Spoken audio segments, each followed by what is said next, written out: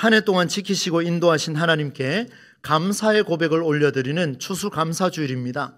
하나님이 저와 여러분을 정말 다양하게 만들어 주셨습니다. 그리고 각자가 살아갈 수 있도록 많은 은사를 주셨는데 그 은사에 따라 우리는 반응하고 지금까지 살아왔습니다. 그럼에도 불구하고 오늘 이 자리에 함께 하고 있는 것은 우리가 믿고 있는 그 하나님은 둘, 셋, 넷이 아니라 한 분 하나님이시기 때문에 오늘 우리가 이 자리에 함께하는 줄로 믿습니다. 모쪼록 추수감사주일날 하나님의 살아계시는 그 은혜가 우리에게 있기를 간절히 소망합니다. 여러분, 오늘 이 자리에 앉아 계신 우리에게 감사라는 단어를 모르는 사람은 아마 아무도 없을 겁니다. 그래서 이 단어를 조금 더 선명하게 하기 위해서 사전을 찾아보니까 자신이 받았던 그 도움, 나에게 베풀어준 그 친절과 호의가 너무 고마워서 이걸 내적으로 갖고 있는 게 아니고 외적으로 표현하는 것을 가리켜서 감사하다라고 이렇게 이야기를 하고 있었습니다. 외적으로 표현하는 태도와 감정을 의미하지요.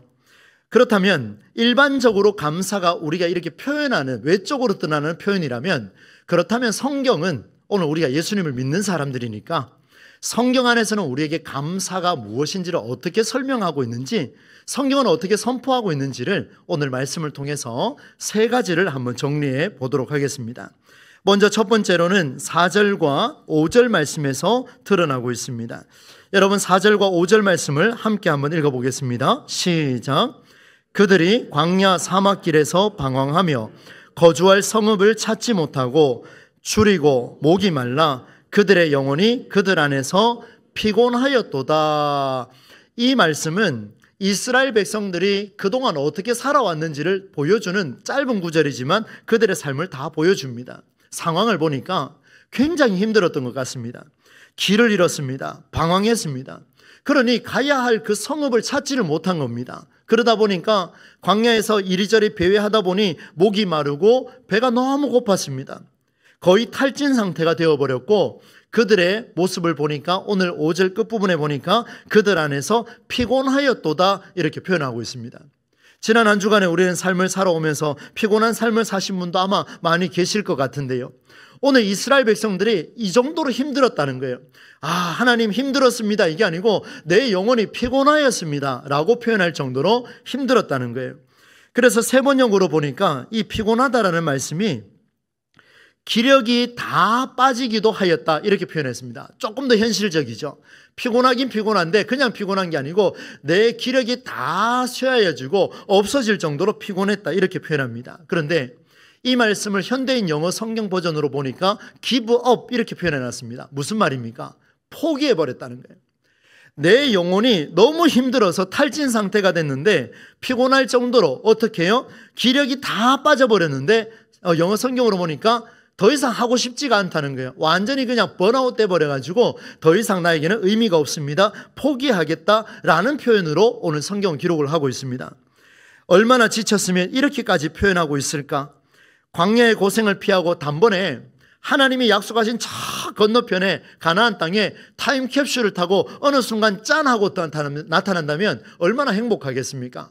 그런데 그렇게 하지 아니하고 하나님이 이들을 내버려 두시는데 몇 년 동안 내버려 두시냐면 무려 40년 동안 광야 생활을 하게 합니다. 얼마나 힘들었을까요?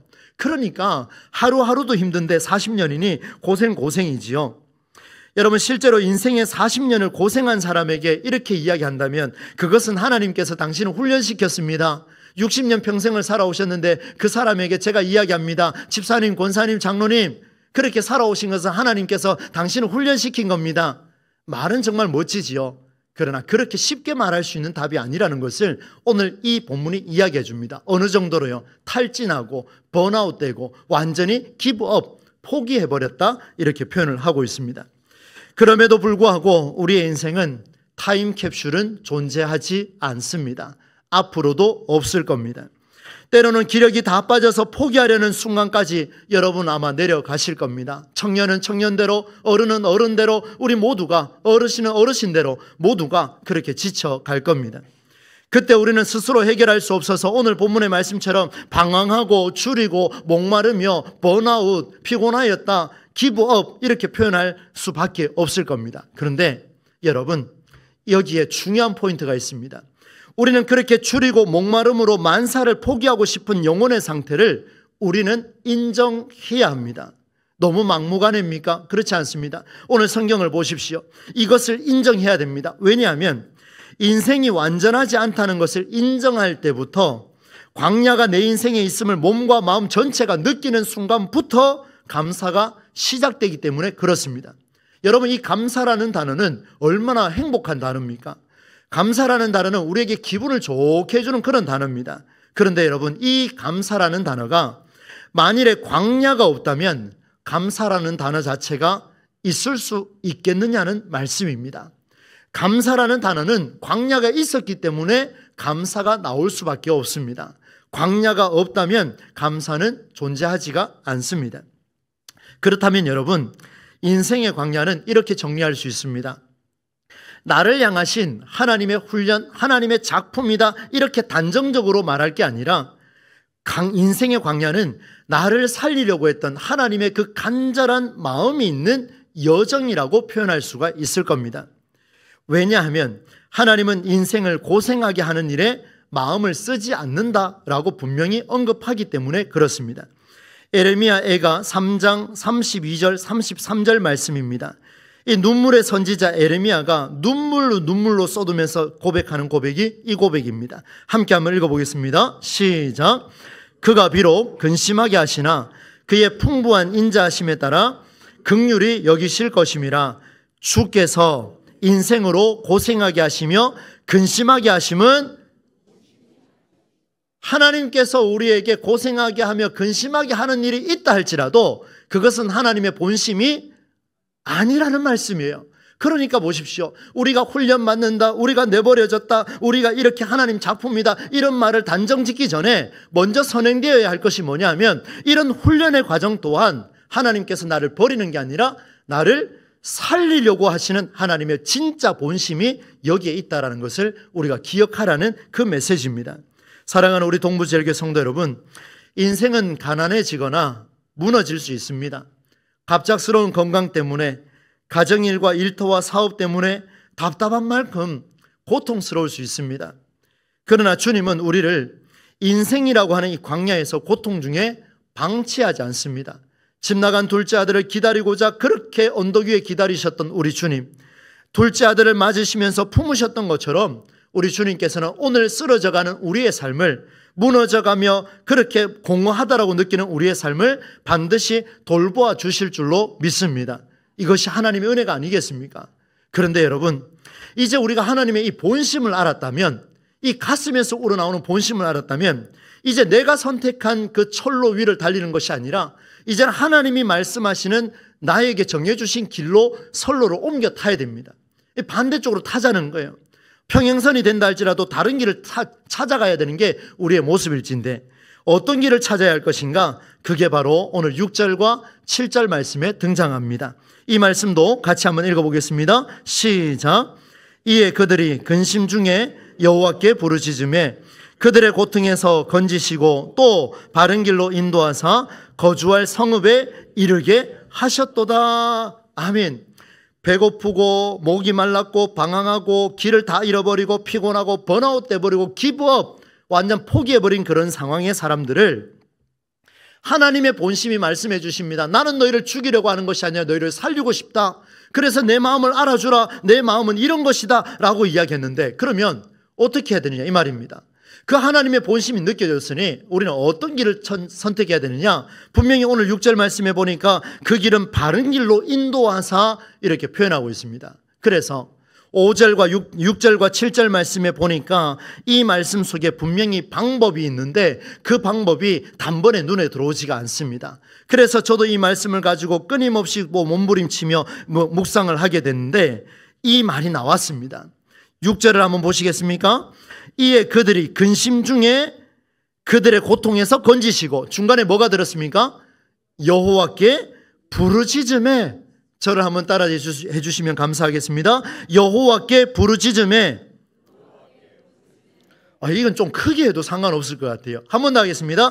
여호와께 부르짖음에.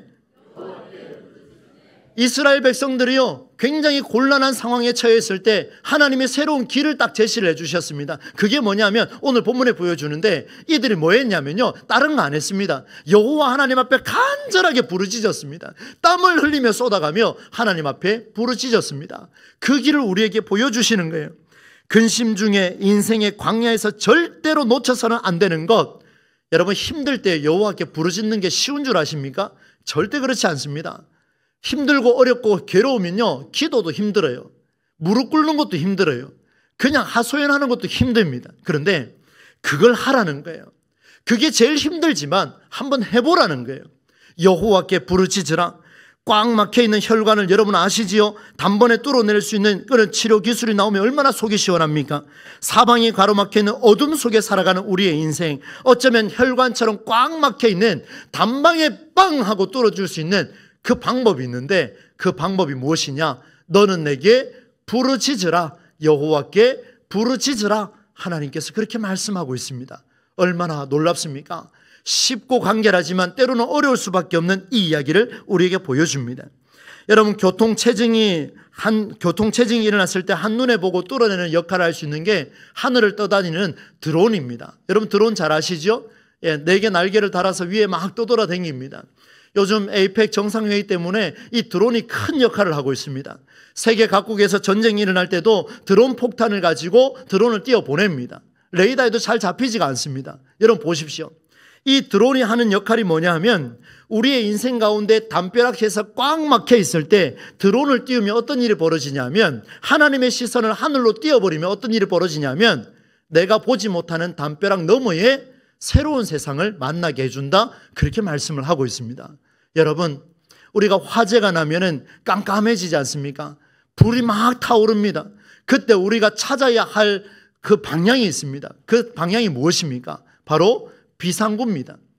모든 불이 다 꺼져도 비상구 등만큼은 마지막까지 불이 꺼지지 않도록 만들어 놓은 게 이 화재 났을 때의 방법 아니겠습니까? 우리는 그 비상구와 탈출구와 같은 것을 찾아내야 됩니다. 고통의 상황을 벗어나서 어둠 속에서 각 세대마다 고민하는 그 답답함 속에서 사람을 찾아갈 게 아니라, 그때 그 순간에 간절한 마음으로 서 있는 상황에서 일을 하다가도 하나님 앞에 부르짖을 수 있기를 축복합니다. 부르짖으십시오. 이것이 하나님의 방법인데요, 어찌하겠습니까? 사람이 만든 방법이 아니라 하나님의 방법입니다. 하나님의 시선을 가지라 말씀해 주고 있습니다. 사랑하는 우리 동부제일교회 성도 여러분, 여러분이 부르짖는 기도와 이 예배의 자리, 오늘도 나와 있는 이 예배의 자리는 헛된 자리가 아니라, 이 성전을 향한 발걸음은 우리에게 헛되지 않은 새로운 탈출구로서 열어주는 복된 자리가 되는 줄로 믿습니다. 이것이 탈출구예요. 그런데 이 탈출구를 보고 난 뒤에 그 다음 우리가 해야 될 게 있습니다. 저도 지금 보이거든요. 저 TV 밑에 지금 비상구등이 켜져 있어요. 깜깜한 중에 저 비상구등을 딱 보는 순간 그 다음 뭐 해야 되느냐? 그게 바로 오늘 본문에 또 드러나고 있습니다. 8절과 9절 말씀을 함께 한번 읽어보겠습니다. 시작. 여호와의 인자심과 인생에게 행하신 기적으로 말미암아 그를 찬송할지로다. 그가 사모하는 영혼에게 만족을 주시며 줄인 영혼에게 채워주심이로다. 아멘. 인생의 광야에서 여호와께 부르짖는 게 바로 인생의 탈출구를 보는 거라고 말씀을 드렸습니다. 그렇다면 이제 그 탈출구를 봤으면 해야 될 게 있습니다. 탈출구가 저기 있네. 그리고 불에 타 죽으면 안 되지 않습니까? 그걸 보는 순간 앞뒤 좌우 분별하지 말고 그냥 뛰어야 됩니다. 비상구를 보는 순간 전심전력으로 전력 질주해야 합니다. 멈추면 답답함을 뚫을 수 없습니다. 밀려온 어둠은 그 색이 더 짙어질 것입니다. 성경은 이를 가리켜서 전력 질주하라 말씀하시는데, 이 용어는 제가 한번 적어봤습니다만 오늘 성경대로 표현하자면 사모하는 상태가 되어라, 줄인 상태가 되어라, 갈급한 상태가 되어라. 그리고 비상구를 보는 순간, 여호와께 부르짖는 순간 여호와께서 가르쳐 주신 그 방법대로 전력 질주하여 뛰어가라. 멍하게 있지 말라는 거예요. 여러분, 기도가 그렇게 나오는 겁니다.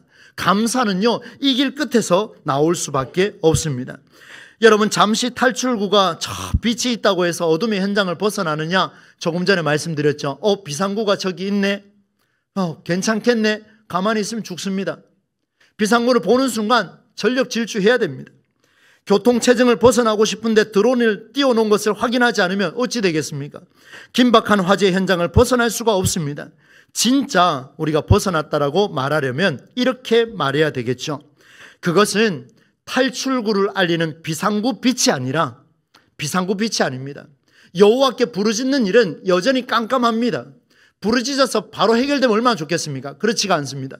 부르짖는 일은 끊임없이 계속 지속될 수밖에 없습니다. 그러나 완전히 벗어난 빛을 보는 순간이야말로 진짜 벗어난 순간입니다. 그러니 화재가 났을 때 비상구를 보고 저 문을 뛰쳐나가야 됩니다.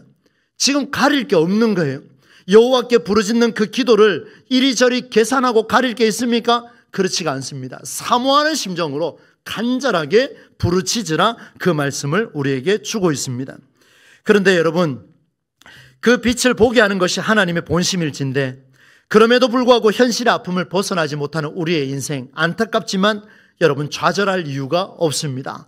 또 넘어져도 일어설 이유가 있습니다. 그 이유는 뭐냐면 오늘 하나님께서 이스라엘 백성들과 함께 하셨던 것처럼 오늘 우리의 인생 가운데에 우리의 인생의 광야 여정 속에 하나님의 은혜라고 하는 울타리 속에 우리가 들어가기만 한다면 하나님은 이미 일하고 계심을 우리에게 보여주실 줄로 믿습니다.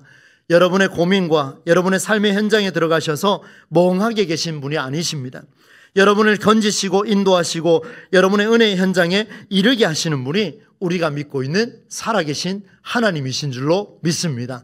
이제 말씀을 정리하겠습니다. 오늘은 시편 107편을 통하여 감사에 대해서 한번 나누었습니다. 세 가지를 봤습니다. 그 세 가지가 뭐냐 하면 먼저 첫 번째는 인생의 광야를 인정하자는 겁니다. 그럼 벗어날 수가 없어요. 우리는 타임캡슐을 탈 수가 없으니 인생에 줄이고 목마르며 피곤한 순간 완전히 기브업, 포기하려는 순간이 온다 할지라도 그것을 한번 인정해 봅시다. 인정하면 뭐가 시작되느냐? 감사가 시작됩니다. 인정하면 감사가 시작됩니다. 감사라는 단어는 광야가 없이는 나올 수가 없지요. 광야는 감사의 출발입니다. 광야는 우리를 향한 징벌이 아니라 벌이 아니라 우리를 살리려는 하나님의 본심입니다. 오늘부터 이제 남아있는 2달 동안 또 힘든 일은 우리를 힘들게 할 것입니다. 그럴 때마다 여러분 꼭 기억하십시다. 내가 붙잡고 있는 그 하나님, 이 어려움 속에서 나에게 감사를 주시려는 하나님의 본심이 시작되었구나, 이렇게 받아들일 수 있기를 간절히 소망합니다. 그래서 그 광야를 극복할 비상구를 찾아야 되는데, 탈출구를 찾아야 되는데 그 방법이 무엇이냐? 여호와께 부르짖으라. 여호와께 부르짖으라. 이 방법을 우리에게 주셨습니다. 여호와께 부르짖는 기도가 유일한 탈출구입니다. 이것이 하나님이 내게 정해주신 유일한 길이며 탈출구를 향해 우리는 전력 질주해야 합니다. 저 빛을 보고 질주하되 멈춰서는 안 될 것입니다. 언제까지요? 문을 박차고 나가서 하나님이 창조하신 태양빛, 아름다운 그 빛을 만나는 그 시간까지 우리는 끝까지 전심전력해서 나아가야 될 줄로 믿습니다. 이것이 바로 사모하는 자의 마음이며 줄인 자의 마음입니다. 여러분, 예수님의 이름으로 축복합니다. 지금 살아서 역사하시는 그 하나님의 은혜가 우리 안에 머물고 있습니다. 우리가 그 안에 들어왔습니다. 오늘 새 가족으로 오신 우리 2분도 그 하나님의 울타리 안에 들어오셨습니다. 그렇다면 우리의 광야를 인정하십시다. 감사가 출발됐습니다. 그리고 비상구를 향하여 뛰어갑시다. 전력 질주하여 뛰어갑시다. 여호와께 부르짖읍시다. 그리고 문을 박차고 나가는 그 순간까지 포기하지 말고 달려보십시다. 그때에 이런 고백이 나올 것입니다. 오늘 시편 기자가 대선언을 남겼습니다.